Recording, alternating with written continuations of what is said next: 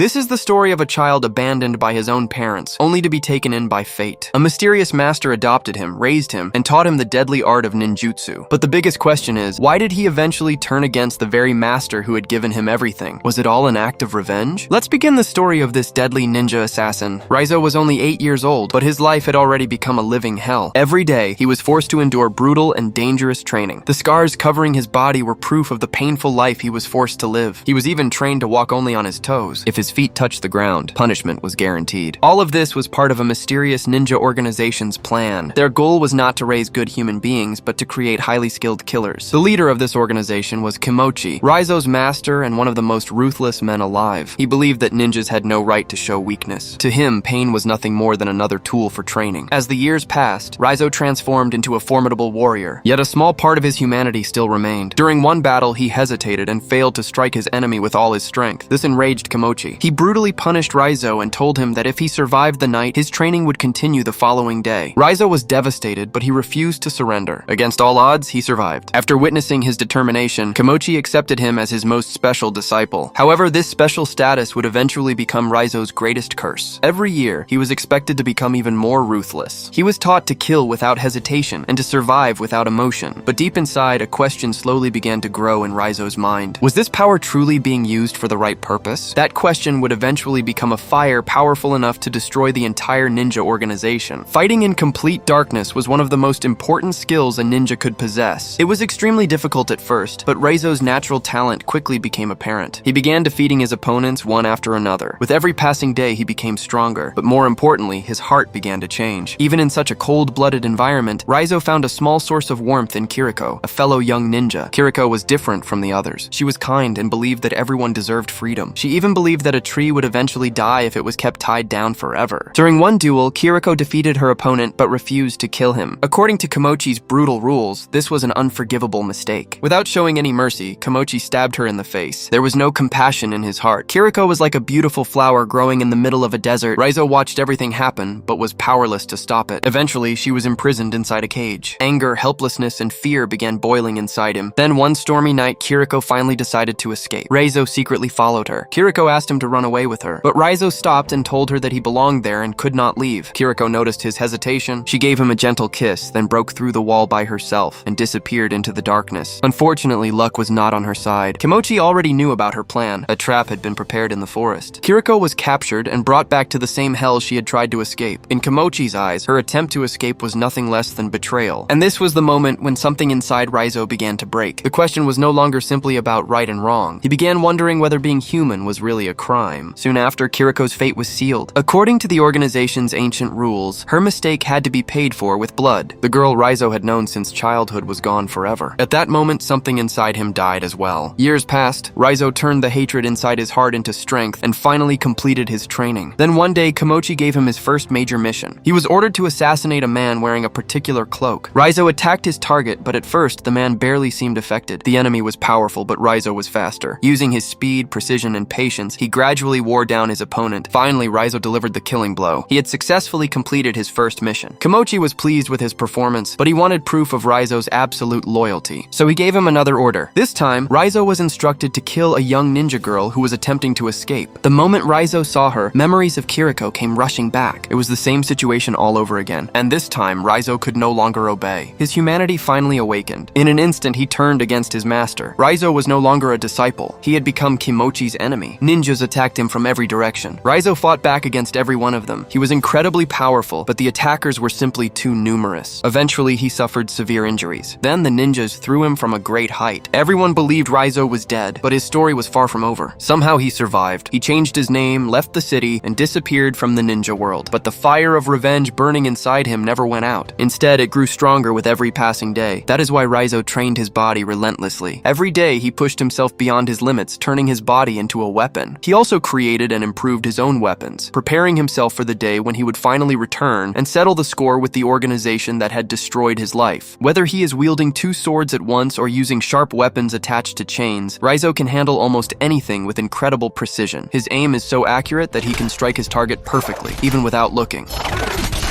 His strength has reached an entirely different level, fueled by years of hatred, anger, and determination. Meanwhile, Raizo secretly gathers information and keeps a close watch on his former master and the Ozunu organization. He patiently waits for the perfect opportunity to repay them for everything they took from him. One day, Raizo is working at a laundromat when a confident woman walks in and asks him to fold some bed sheets. But without warning, she suddenly attacks him. However, Raizo is no ordinary man. A brutal fight breaks out between them. The struggle becomes so intense that the owner of the laundromat comes outside to investigate the noise. When he looks inside the washing machine, he is horrified to discover the woman's lifeless body instead of clothes. This incident makes Raizo realize that the organization has finally discovered that he survived. Meanwhile, at Europol headquarters, a senior investigator named Mika accidentally uncovers a clue connected to an old case. Her investigation reveals that a Korean royal figure was assassinated during the 19th century, and the secretive Ozunu Clan was suspected of being responsible. Even more shocking is the discovery that the organization still exists in the modern world.